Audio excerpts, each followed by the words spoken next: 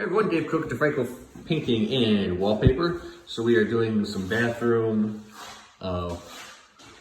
painting, but we are removing wallpaper. Mark stripped this yesterday. Overall, it came off pretty good. You can kind of tell where he's been doing some skim coating, where the seams were, the drywall was coming apart. So we gave it a good coat of mud and then he'll sand it down, we'll prime it, and we'll paint this.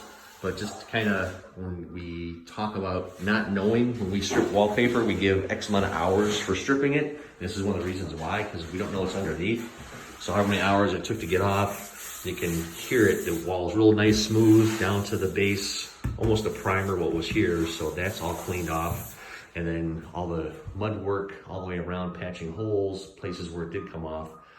And then again, we'll sand it, put another coat of primer over this, and it'll be ready to paint.